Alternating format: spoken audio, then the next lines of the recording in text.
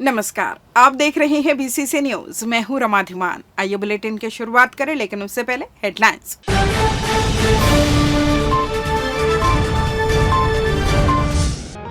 अतिक्रमण हटाने की कार्रवाई का विरोध, सदमे में कैंसर पीड़ित बच्चे की मौत। जल संकट की हो रही चिंता, प्रशासन जुटा संरक्षण में। समाधान शिविर में सरकार की समीक्षा, जनता को मिल रही राहत। और नौतपा की घड़ी में बारिश, मौसम दे रहा मानसून की दस्तक। हेडलाइंस के बाद खबरें विस्तार से। सरकंडा क्षेत्र के लिंगियाडीह में नगर निगम द्वारा किए जा रहे सड़क चौड़ीकरण के तहत अतिक्रमण हटाने की कार्रवाई ने शुक्रवार को एक मासूम की जान ले ली। कैंसर पीड़ित 5 वर्षीय हिमांशु यादव की मौत के बाद पूरे क्षेत्र में शोक और आक्रोश का माहौल व्याप्त है। मृतक के परिजनों का आरोप है कि नगर निगम ने बिना नोटिस और चेतावनी के उनके घर को जबरन तोड़ दिया, जिससे मानसिक आघात और असहायता के चलते बच्चे ने दम तोड़ दिया। मिली जानकारी के अनुसार नगर निगम द्वारा शनिचरी रपटा से लेकर बसंत विहार चौक तक सड़क चौड़ीकरण का कार्य किया जा रहा है। इसी क्रम में लिंगियाडीह में अतिक्रमण हटाने की कार्रवाई कई दिनों से चल रही थी। शुक्रवार को संतोष यादव का घर निगम की कार्रवाई की चपेट में आ गया। परिजनों का कहना है कि उन्होंने बच्चे की गंभीर बीमारी का हवाला देते हुए कुछ मोहलत के गुहार लगाए, पर निगम कर्मचारियों ने कोई सुनवाई नहीं की और घर को पूरी तरह ध्वस्त कर दिया।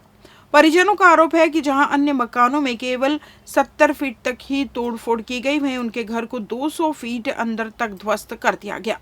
वहीं कुछ ऐसे मकान जिन पर कार्रवाई होनी चाहिए थी, उन्हें छोड़ दिया गया, जिससे एक तरफा कार्रवाई का आरोप लग रहा है। मासूम हिमांशु की मौत के बाद मोहल्ले वासियों के साथ परिजन शव को लेकर कलेक्टर कार्यालय पहुंचे और जमकर प्रदर्शन किया। प्रदर्शनकारियों ने दोषियों पर कार्रवाई और न्याय की मांग की। प्रदर्शन के दौरान 1 घंटे से अधिक समय तक कोई भी प्रशासनिक अधिकारी मौके पर नहीं पहुंचा, जिससे लोगों का गुस्सा और बढ़ गया। इस घटना के संबंध में वार्ड पार्षद दिलीप पाटिल ने कहा कि निगम की कार्रवाई अव्यवस्थित और असंवेदनशील रही है, जिससे एक मासूम की जान गई। उन्होंने प्रशासन से मांग की कि दोषियों पर सख्त कार्रवाई की जाए और प्रभावित परिवार को न्याय मिले। मामले की गंभीरता को देखते हुए जिला कलेक्टर संजय अग्रवाल ने परिजनों से मुलाकात की और उन्हें सोमवार को स्थिति की जांच कर उचित सहायता व न्याय का आश्वासन दिया। यह दर्दनाक घटना नगर निगम की अतिक्रमण विरोधी कार्रवाई की संवेदनहीनता को उजागर करती है और प्रशासन की जवाबदेही पर बड़ा सवाल खड़ा करती है। कि जो प्रशासन द्वारा अतिक्रमण का कार्यवाही किया जा रहा है, इनका हवाला देते हैं लोग कि हाई कोर्ट का आदेश है, फिर कलेक्टर का आदेश है। तो माननीय कलेक्टर और हाई कोर्ट के जज को सबसे पहले ये समझना चाहिए कि मैं फैसला लिखते समय मैं मानव हूँ और मेरा कर्तव्य क्या है। एक गरीब हो, एक अमीर हो, सबके प्रति सहानुभूति हो, सबको समय सीमा बांधे और सबको समय दिया जाए। एक रेखांकित करने के बाद में उस गरीब परिवार का जिसका 5 साल का बच्चा कैंसर से पीड़ित है, वो इलाज करने गया था, वो निवेदन करता रहा अधिकारियों को, भैया रुक जाओ, मैं आ रहा हूँ, भैया रुक जाओ, आ रहा हूँ। जब घर आके देखता है तो उसका पूरा घर जो है ढहा दिया गया था। और इस स्थिति को देख करके बच्चा समझ, देखिए 70 फीट की रोड बन रही थी और 70 फीट के बाद 200 फीट एक गरीब का मकान तोड़ा गया और वो बच्चा कैंसर पीड़ित था। डॉक्टर जवाब दे चुका था, उसका कीमो हो रहा था। पीड़ित परिवार रायपुर से वापस आ रहा था, अधिकारियों से बात किया, मेरा घर जितना हद में उतना तोड़ लीजिए, घर को पूरा मत तोड़िए, मैं आ रहा हूँ। पता नहीं क्या मनसा था क्या नहीं था, उसका घर तोड़ा गया। भाई बड़े बड़े लोगों को समय दे दिया गया था, तो एक गरीब को समय दे दिया जाता। अगर उसका 70 फीट के अंतर में आता तो तोड़ लेते। 70 फीट के बाद 200 फीट अंदर जाके तोड़ने का ज़रूरत नहीं था, जबकि वो कैंसर पीड़ित है। वहाँ 2 लोग कैंसर पीड़ित हैं, एक कैंसर पीड़ित, दोनों कैंसर पीड़ित का मकान अभी समय नहीं दिया गया, तोड़ दिया गया 70 फीट के बाद। उसके बच्चे का आकस्मिक निधन हो गया। ठीक है, मैं मानता हूँ कैंसर पीड़ित था, डॉक्टर जवाब दे दिया था, कीमो हो रहा था। अपने घर में 2 दिन उसका जीवन रहता, 4 दिन रहता, 10 दिन रहता, वो संतुष्ट रहता।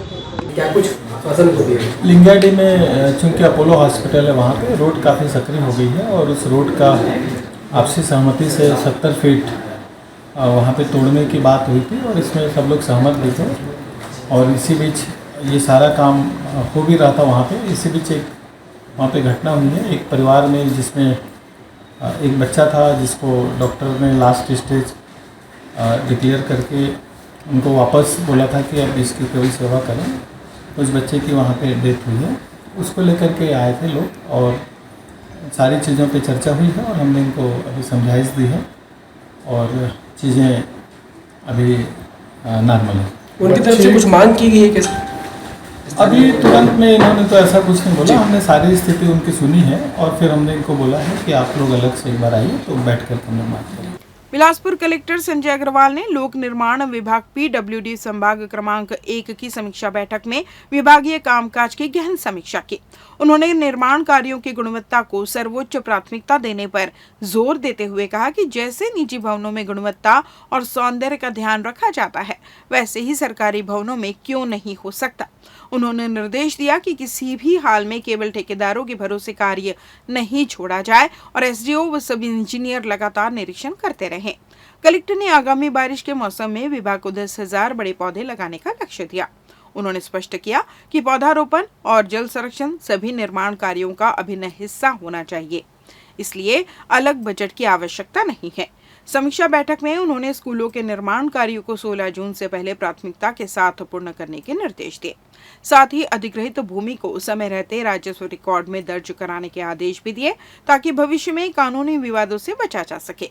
उन्होंने निर्माण कार्यों की समय सीमा और गुणवत्ता पर विशेष ध्यान देने को कहा और ठेकेदारों के समय पर भुगतान सुनिश्चित करने के निर्देश दिए। प्रयास आवासीय विद्यालय की निम्न गुणवत्ता पर असंतोष जताते हुए उन्होंने खेल मैदान विकसित करने के निर्देश भी दिए। बैठक में EECS विंध्यराज सहित सभी SDO व सब इंजीनियर मौजूद रहे। राज्य सूचना आयुक्त की चयन प्रक्रिया पर हाईकोर्ट ने आगामी आदेश तक रोक लगा दी है।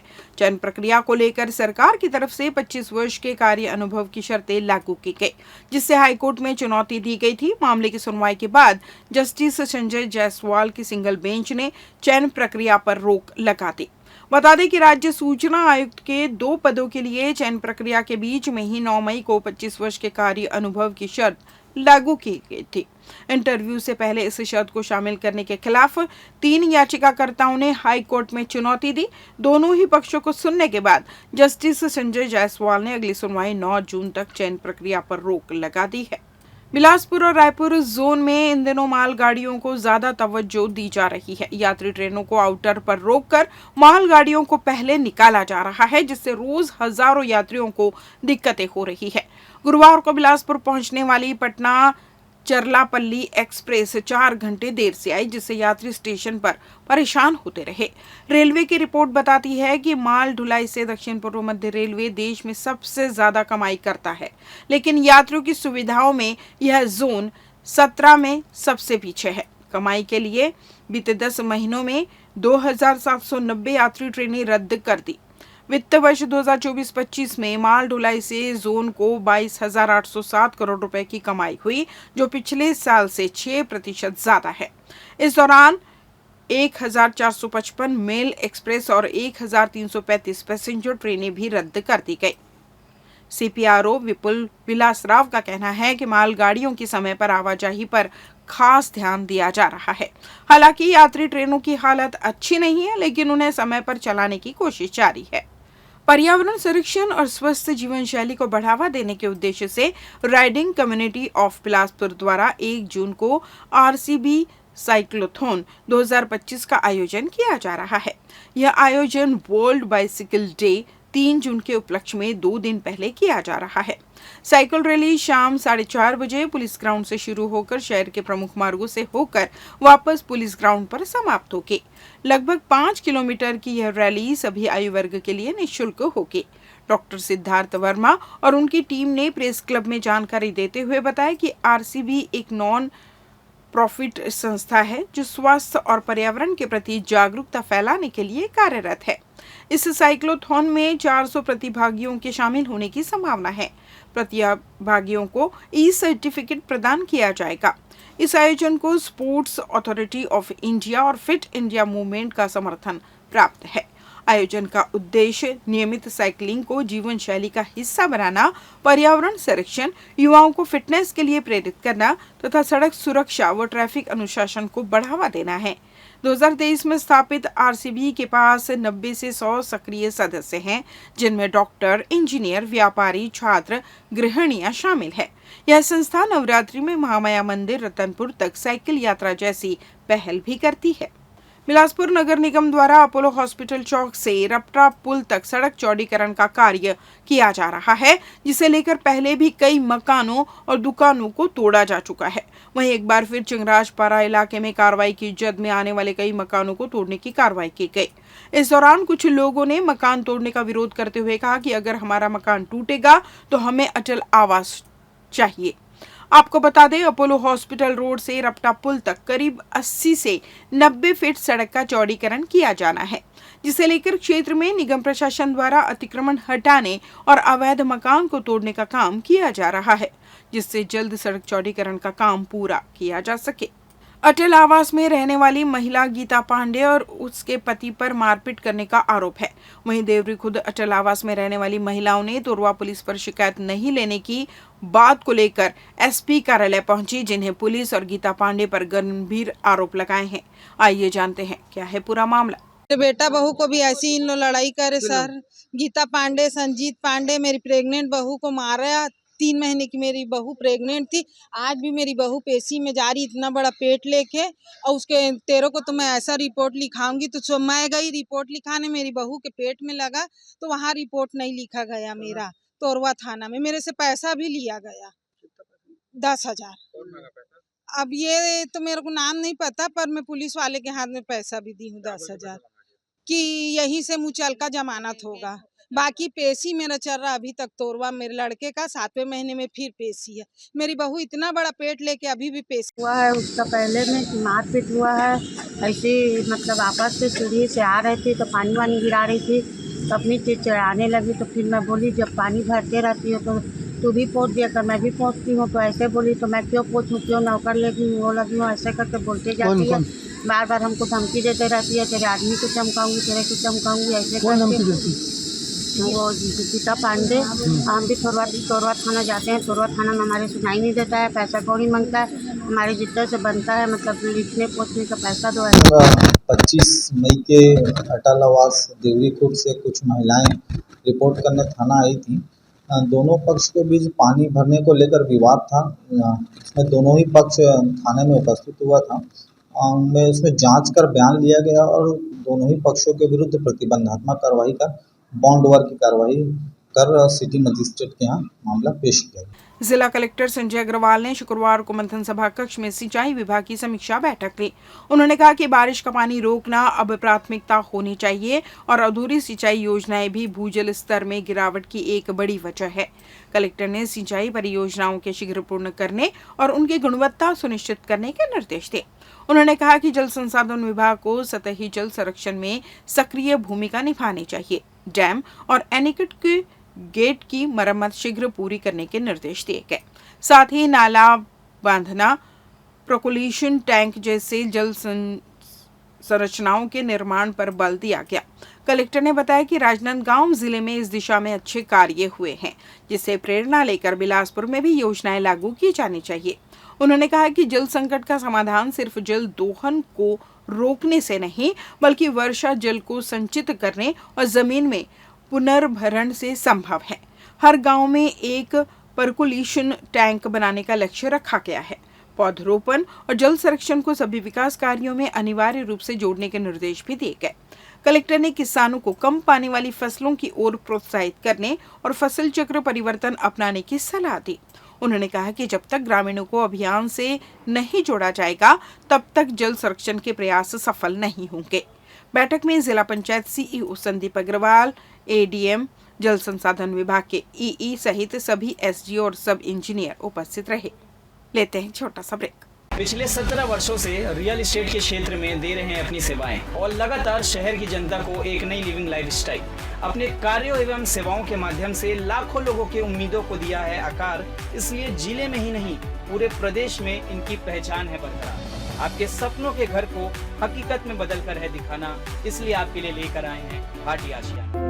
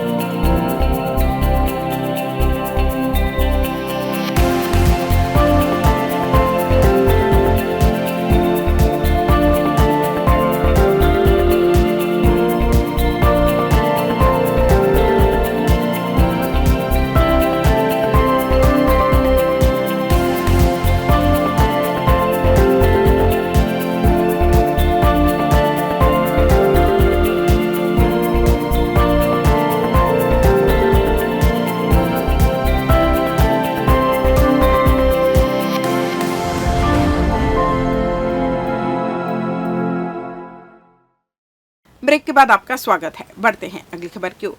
सुशासन तिहार के अंतर्गत मस्तूरी ब्लॉक के ग्राम बकरकुदा में समाधान शिविर का आयोजन किया गया। शिविर में प्रभारी सचिव एवं अपर मुख्य सचिव जेल गृह विभाग मनोज पिंगुआ शामिल हुए। उन्होंने सुशासन तिहार का उद्देश्य सिर्फ कार्यक्रम तक सीमित न रहकर अंतिम व्यक्ति तक सरकारी योजनाओं का लाभ पहुंचाना है।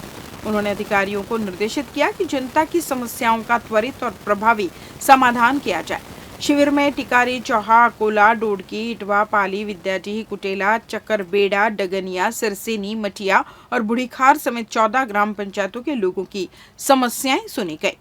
कुल 4656 आवेदन प्राप्त हुए, जिनमें से 98% का निराकरण शिविर स्थल पर ही कर लिया गया।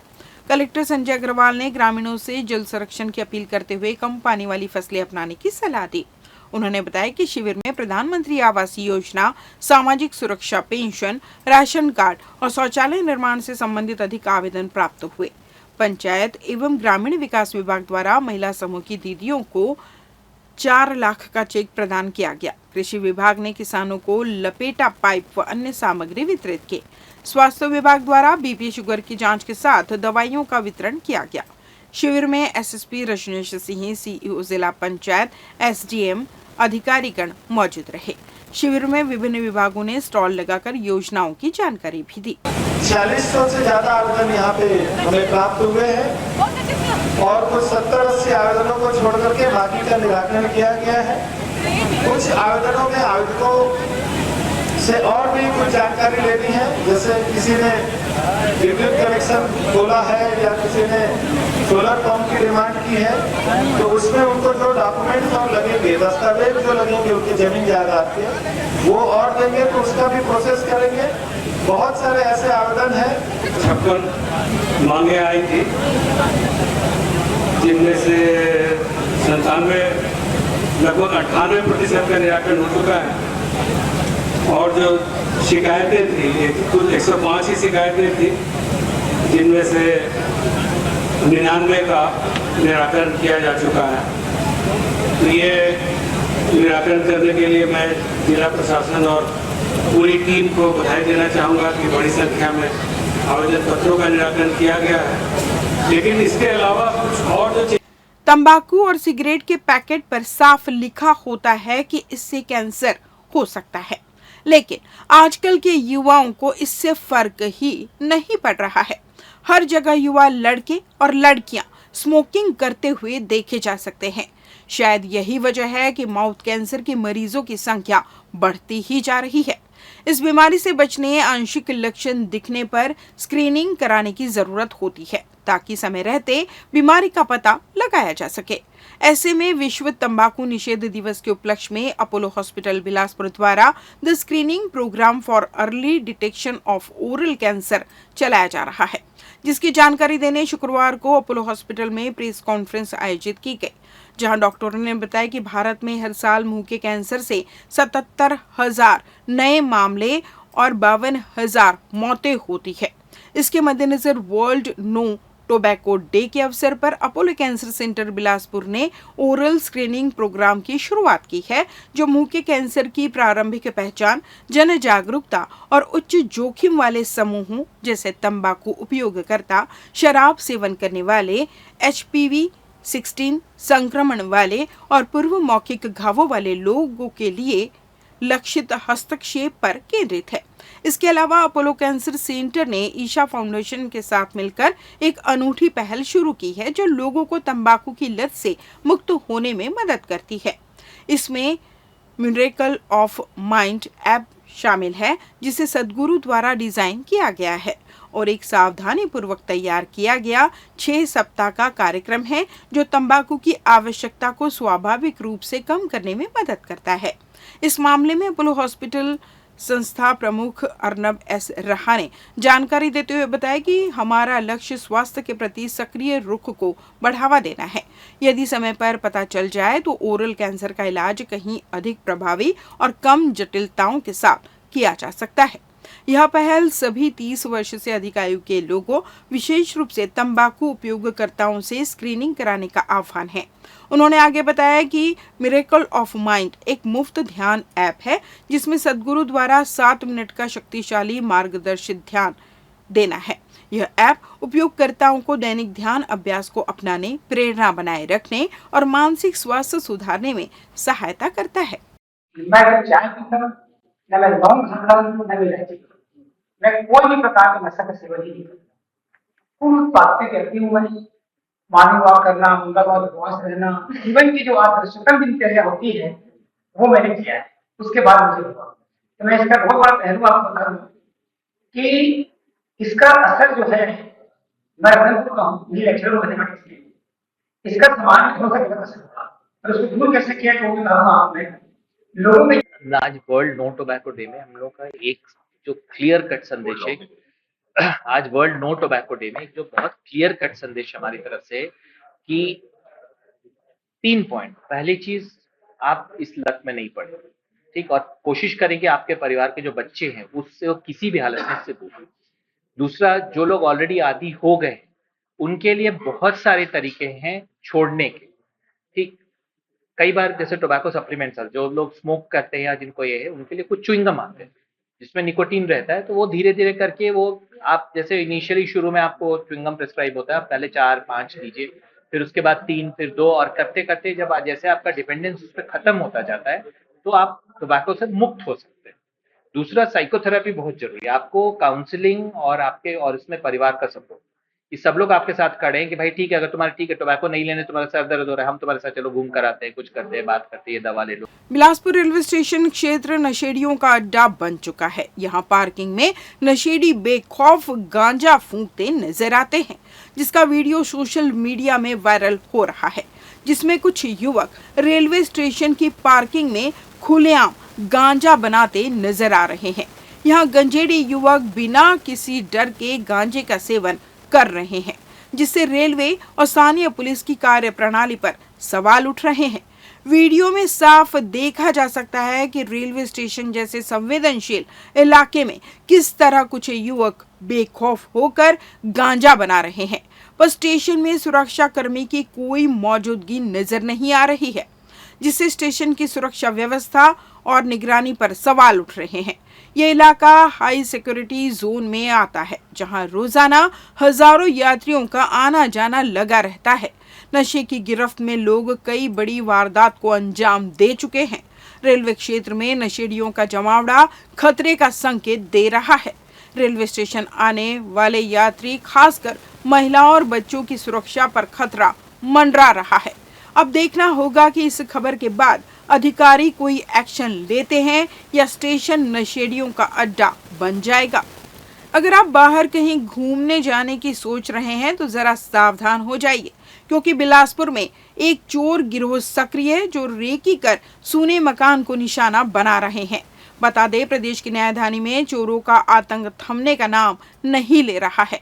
चोर गिरोह लगातार बड़ी चोरियों को अंजाम दे रहे हैं और अब तोरवा थाना इलाके में आने वाले देवरी खुर्द स्थित हाउसिंग बोर्ड कॉलोनी के 3 सूने मकान में चोरी की घटना को अंजाम दिया गया, जिसमें चोरों ने बेखौफ एक के बाद एक चोरी की घटना को अंजाम देकर सोने चांदी के जेवर समेत नगद रकम पर हाथ साफ कर फरार हो गए। चोरी करीब 4 लाख की बताई जा रही है। Deori Khurd housing board colony में रहने वाला 3 परिवार बाहर घूमने गए थे। जब वे वापस आए तो घर का ताला टूटा मिला। जब वे अंदर घुसे तो उनके होश उड़ गए। उन्होंने देखा कि अलमारी का ताला टूटा हुआ है और सामान बिखरा है। चोरों ने अलमारी में रखे सोने चांदी के जेवरात और नगद रकम लेकर रफू चक्कर हो चुके थे। चोरी की घटना की सूचना पुलिस को दी गई, जिस पर पुलिस ने फिर मामले को गुरुवार को एफआईआर दर्ज कर जांच कर रही है। चोरी की घटना का सीसीटीवी फुटेज भी सामने आया, जिसके आधार पर चोरों की तलाश की जा रही है। चोरी की घटना को अंजाम देने वाले चोर इतने शातिर थे कि कैमरे से बचते हुए घर में घुसकर चोरी की वारदात को अंजाम दिया।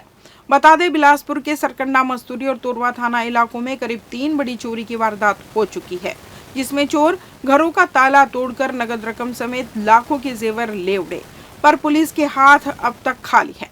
शातिर चोर गिरोह रात के अंधेरे में चोरी की घटना को अंजाम देकर पुलिस की नींद हराम कर रहे हैं और पुलिस सीसीटीवी फुटेज सामने आने के बाद भी हवा में हाथ पैर मार रही है। जन भागीदारी से कुपोषण मुक्त समाज बनाने की दिशा में जिला प्रशासन ने अभिनव पहल की है। पोंछ लइका अभियान के नाम से जिले में एक अभियान शुरू किया गया है। प्रथम चरण में 250 आंगनबाड़ी केंद्रों को मध्यम एवं गंभीर रूप से कुपोषित लगभग 4000 बच्चों को लक्ष्य में लिया गया है।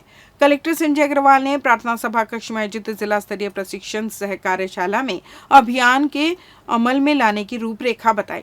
उन्होंने जोर देकर कहा कि लोगों के व्यवहार परिवर्तन से कुपोषण के दुष्चक्र से बाहर निकालना संभव है, इसलिए भारी भरकट बजम की जरूरत नहीं है। स्थानीय रूप से उपलब्ध संसाधनों और प्रचलित सरकारी योजनाओं के तालमेल से इस अभियान को सफल किया जा सकता है। अभियान का जिले में संचालन एम्स रायपुर, यूनिसेफ और SCO4N के सहयोग से किया जाएगा। आगामी 6 महीनों में लक्षित बच्चों को सुपोषित करने की समय सीमा रखी गई है। इस अवसर पर जिला पंचायत के CEO Sandeep Agrawal, CMHO doctor Pramod Tiwari, UNICEF के पोषण समन्वयक डॉक्टर महेंद्र प्रजापति, एम्स रायपुर के समन्वयक वरुण अलेक्जेंडर सहित महिला एवं बाल विकास विभाग एवं स्वास्थ्य विभाग के अधिकारी कर्मचारी उपस्थित रहे। ये बेसिकली ये इनिशिएटिव बेमेतरा से स्टार्ट हुआ।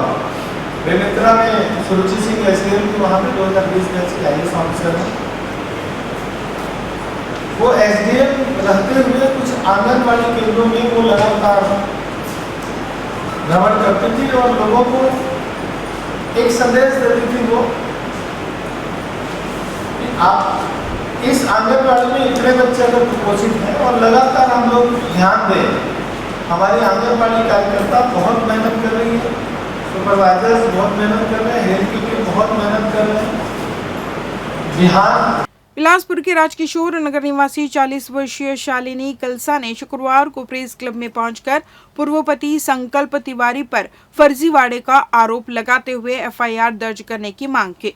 उन्होंने बताया कि संकल्प तिवारी ने उनकी ग्रेजुएशन की अंक सूची में कूट रचना कर अपना नाम और डिटेल डालकर फर्जी तरीके से BSc computer science CMD college गुरु घासीदास विश्वविद्यालय के नाम से अंक सूची तैयार की। पीड़िता कलसा ने बताया कि उनकी असली अंक सूची BHSC home science GDC girls college की है, जिसमें कॉपीराइट और मोनो भी अंकित है, जबकि तिवारी की फर्जी अंक सूची में ये नहीं है। उन्होंने बताया कि तिवारी इस फर्जी दस्तावेज के आधार पर फार्मा कंपनियों में एरिया मैनेजर के पद पर कार्यरत है। RTI के जरिए विश्वविद्यालय से जानकारी लेने के बाद इस फर्जीवाड़े का खुलासा हुआ। 22 नवंबर 2024 को पुलिस अधीक्षक को आवेदन देने के बावजूद अब तक FIR दर्ज नहीं हुई। सिविल लाइन थाने ने विश्वविद्यालय को सत्यापन के लिए पत्र भेजा था, जिसमें फर्जीवाड़े की पुष्टि हो चुकी है, फिर भी कार्रवाई नहीं हुई। पीड़िता कलसा ने यह भी बताया कि संकल्प तिवारी ने एक और फर्जी अंक सूची मैथ्स यूनिवर्सिटी रायपुर की तैयार की है और अब वह उन्हें शिकायत वापस लेने की धमकी भी दे रहा है। उन्होंने संकल्प तिवारी की सभी शैक्षणिक दस्तावेजों की जब्ती और कठोर कार्रवाई की मांग की है। और मेरी मुलाकात एक कॉमन फ्रेंड के थ्रू हुई थी और उसके बाद फिर हमारा अफेयर चालू हुआ था। उन्होंने मुझसे ये बोला था कि मैं CMD कॉलेज में पढ़ाई करता हूँ, BSc कंप्यूटर साइंस। पर ये बात मुझे 2016 तक नहीं पता चली थी, जब तक मैंने उनकी मार्कशीट क्रॉस चेक नहीं करी थी। मैं ये सोचती रही इतने साल कि वो BSc computer science CMD college से पढ़ते हैं, पढ़ के उन्होंने ग्रेजुएशन की सर्टिफिकेट ली है। पर 2012 में मैंने शादी कर ली और मैं यहाँ से पढ़ाई कंप्लीट करके मुंबई चली गई। मुंबई में मैं अपना जॉब कर रही थी, वो भी जॉब में था और 2016 में मुझे पता चला। उसके बाद शादी होने के बाद मारपीट मेरे साथ चालू हुई, डोमेस्टिक वायलेंस चालू हुआ। मुझे बहुत तरीके से हैरेस किया गया, मेंटली, फिजिकली। मैंने अपने घर वालों तक से कुछ टाइम तक छुपा के रखा था, पर फिर बाद में मेरे डैडी को मैंने इन्वॉल्व किया, पेरेंट्स को इन्वॉल्व किया और उसके बाद फिर जब पता चला कि मेरी मार्कशीट उन्होंने फॉर्ज करके इतने साल नौकरी करी है, 2005 से 2016 तक, ऑलमोस्ट 10 साल, तब फिर मैंने अपनी फैमिली को बताया। गुरुवार दोपहर शहर के आसपास के इलाकों में मौसम ने करवट ली और कई जगहों पर तेज बारिश देखने को मिली। सरकंडा ने मोपका, सीपत और मस्तूरी क्षेत्र में खंड वर्षा हुई, जबकि शहर के अन्य हिस्सों में बादलों की घनघोर उपस्थिति बनी रही। मौसम के इस बदलाव के बीच अधिकतम तापमान 37 डिग्री दर्ज किया गया, जो सामान्य से 6.2 डिग्री कम रहा। हालांकि बारिश और बादलों के बावजूद उमस भरी गर्मी ने लोगों को खासा परेशान किया। आसमान में बादलों के बावजूद हवा में नमी के कारण चिपचिपी गर्मी बनी रही, जिससे जनजीवन प्रभावित हुआ। इस बीच मौसम विभाग ने शुक्रवार को भी बारिश की संभावना जताई है। विभाग ने पूरे प्रदेश के लिए भारी बारिश का येलो अलर्ट जारी किया है। मौसम विशेषज्ञों के अनुसार नौतपा के दौरान 28 मई को दक्षिणी पश्चिमी मानसून ने छत्तीसगढ़ में प्रवेश कर लिया है। अब आने वाले 24 से 48 घंटों के भीतर मानसून के राजधानी रायपुर में भी पहुंचने की संभावना है। इसके साथ ही प्रदेश के अन्य हिस्सों में भी तेज बारिश के आसार है। बारिश के इस दौर से किसानों को राहत की उम्मीद है, वहीं आम जनजीवन को गर्मी से थोड़ी राहत जरूर मिल सकती है। इस बुलेटिन में बस इतना ही। अगले बुलेटिन में आप सबकी फिर मुलाकात, तब तक मुझे दीजिए विदा। नमस्कार।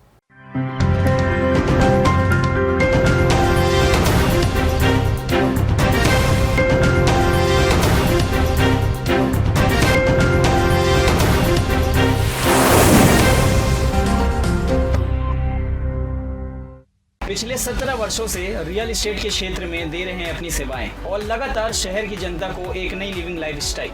अपने कार्यों एवं सेवाओं के माध्यम से लाखों लोगों की उम्मीदों को दिया है आकार। इसलिए जिले में ही नहीं, पूरे प्रदेश में इनकी पहचान है बरकरार। आपके सपनों के घर को हकीकत में बदल कर है दिखाना, इसलिए आपके लिए लेकर आए हैं भाटी आशिया।